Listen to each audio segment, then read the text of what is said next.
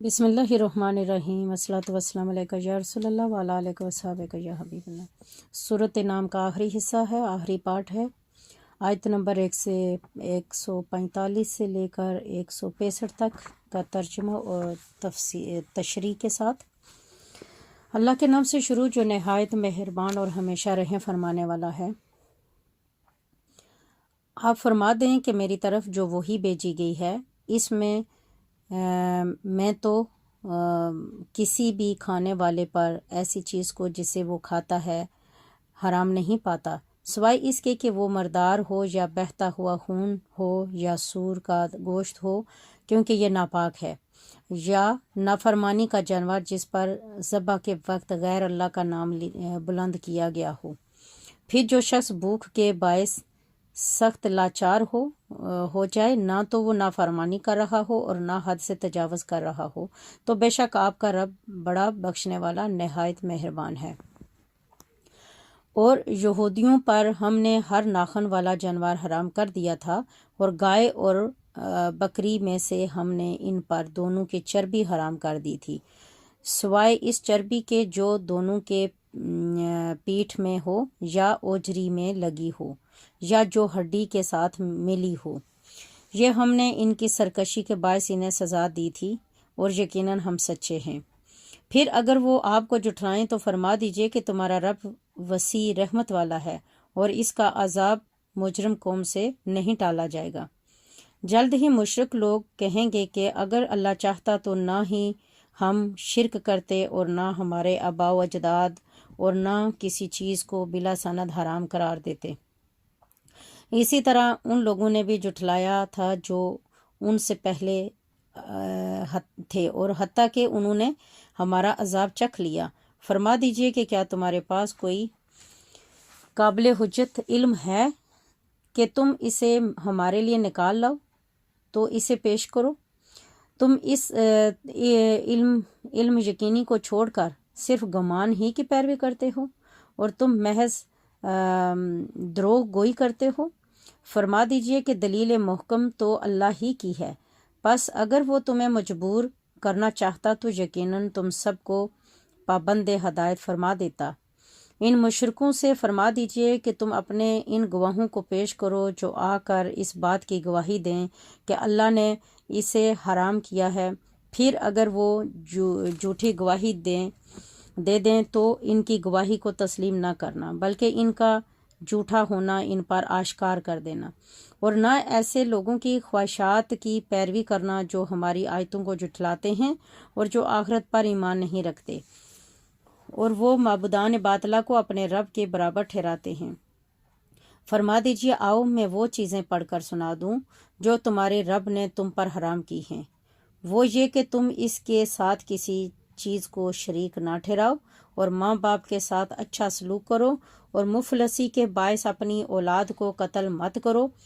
ہم ہی تمہیں رزق دیتے ہیں اور انہیں بھی دیں گے، اور بے حیائی کے کاموں کے قریب نہ جاؤ، خواہ وہ ظاہر ہوں اور خواہ وہ پوشیدہ ہوں،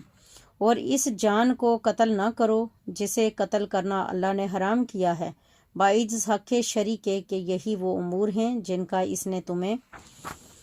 تاکیدی حکم دیا ہے تاکہ تم عقل سے کام لو۔ اور یتیم کے مال کے قریب بھی نہ جاؤ، مگر ایسے طریقے سے جو پسندیدہ ہو، یہاں تک کہ وہ اپنی جوانی کو پہنچ جائے، اور پیمانے اور ترازو یعنی ناپ تول کو انصاف کے ساتھ پورا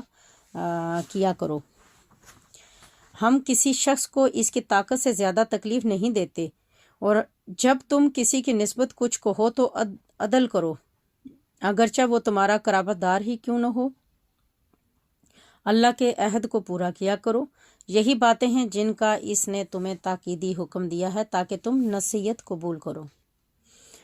اور یہ کہ یہی شریعت میرا سیدھا راستہ ہے، سو تم اس کی پیروی کرو اور دوسرے راستوں پر نہ چلو، پھر وہ راستے تمہیں اللہ کی راہ سے جدا کر دیں گے۔ یہی وہ بات ہے جس کا اس نے تمہیں تاکیدی حکم دیا ہے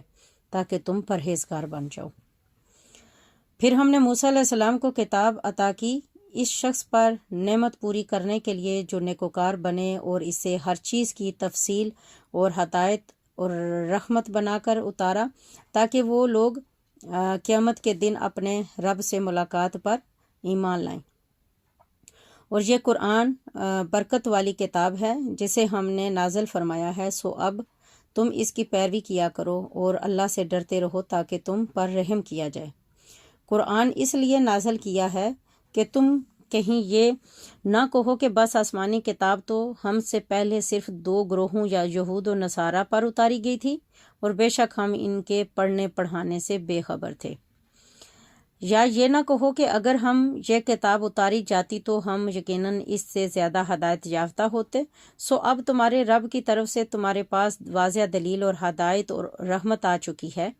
پھر اس سے بڑھ کر ظالم کون ہو سکتا ہے جو اللہ کی آیتوں کو جھٹلائے اور ان سے کترائے۔ ہم عنقریب ان لوگوں کو جو ہماری آیتوں سے گریز کرتے ہیں برے عذاب کی سزا دیں گے، اس وجہ سے کہ وہ آیات ربانی سے اعراض کرتے تھے۔ وہ فقط اسی انتظار میں ہیں کہ ان کے پاس عذاب کے فرشتے آ پہنچیں، یا آپ کا رب خود آ جائے، یا آپ کے رب کی کچھ محسوس نشانیاں آ جائیں۔ انہیں بتا دیجئے کہ جس دن آپ کے رب کے بعض نشانیاں یوں ظاہراً آ پہنچیں گی تو اس وقت کسی ایسے شخص کا ایمان اسے فائدہ نہیں پہنچائے گا جو پہلے سے ایمان نہیں لایا تھا، یا اس نے اپنے ایمان کی حالت میں کوئی نیکی نہیں کمائی تھی۔ فرما دیجئے تم انتظار کرو، ہم بھی منتظر ہیں۔ بے شک جن لوگوں نے جدا جدا راہیں نکال کر اپنے دین کو پارا پارا کر دیا اور وہ مختلف فرقوں میں بٹ گئے، آپ کسی چیز میں ان کے تعلق دار اور ذمہ دار نہیں ہیں، بس ان کا معاملہ اللہ ہی کے حوالے ہے، پھر وہ انہیں ان کاموں سے آگاہ فرما دے گا جو وہ کیا کرتے تھے۔ جو کوئی ایک نیکی لائے گا تو اس کے لیے بطور اجر اس جیسی 10 نیکیاں ہیں، اور جو کوئی ایک گناہ لائے گا تو اس کو اس جیسے ایک گناہ کے سوا سزا نہیں دی جائے گی، اور وہ ظلم نہیں کیے جائیں گے۔ فرما دیجئے بے شک مجھے میرے رب نے سیدھے راستے کی ہدایت فرما دی ہے، آمین ثم آمین۔ یہ مضبوط دین کی راہ ہے اور یہی اللہ کی طرف یکسو اور ہر باطل سے جدا ابراہیم علیہ السلام کی ملت ہے، اور وہ مشرکوں میں سے نہ تھے، آمین ثم آمین۔ فرما دیجئے کہ بے شک میری نماز، میرا حج اور قربانی سمیت سب بندگی اور میری بندگی اور میری موت اللہ کے لیے ہے جو تمام جہانوں کا رب ہے، آمین ثم آمین۔ اس کا کوئی شریک نہیں اور اسی کا مجھے حکم دیا گیا ہے، اور میں جمی مخلوقات میں سب سے پہلا مسلمان ہوں۔ فرما دیجئے کیا میں اللہ کے سوا کوئی اور دوسرا رب تلاش کروں، حالانکہ وہی ہر شے کا پروردگار ہے، اور ہر شخص جو بھی گناہ کرتا ہے اس کا وبال اسی پر ہوتا ہے، اور کوئی بوجھ اٹھانے والا دوسرے کا بوجھ نہیں اٹھائے گا۔ پھر تمہیں اپنے رب کی طرف لوٹنا ہے، پھر وہ تمہیں ان باتوں کی حقیقت سے آگاہ فرما دے گا جن میں تم اختلاف کیا کرتے تھے۔ اور وہی ہے جس نے تم کو زمین میں نائب بنایا اور تم میں سے بعض کو بعض پر درجات میں بلند کیا تاکہ وہ ان چیزوں میں تمہیں آزمائے جو اس نے تمہیں امانتاً عطا کر رکھی ہیں۔ بے شک آپ کا رب عذاب کے حقداروں کو جلد سزا دینے والا ہے، اور بے شک وہ مغفرت کی امیدواروں کو بڑا بخشنے والا اور بے حد رحم فرمانے والا ہے، آمین ثم آمین۔ صدق اللہ العظیم۔ اللہ تعالیٰ سے دعا کرتی ہوں کہ مجھ سمیت جتنے بھی سننے والے ہیں یا اللہ ان کے اوپر رحم و کرم فرما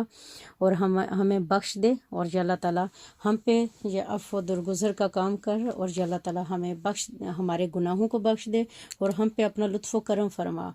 اور یا اللہ جو کچھ پڑھا ہے، جو کچھ سیکھا ہے، یا اللہ تعالیٰ اس کے اوپر ہم سب کو عمل کرنے کی توفیق عطا فرما۔ ایک ایک آیت کا نور ہمیں عطا فرما، ایک ایک آیت کو یا اللہ تعالیٰ کھول کر ہم پہ واضح فرما دے، اور ہمارے سینوں کے اندر اس کلام پاک کا نور عطا فرما، آمین ثم آمین۔ وصلی اللہ تعالیٰ علی خیر خلقہ محمد وآلہ عرشہ اجمعین برحمتک یا ارحم الراحمین، آمین ثم آمین۔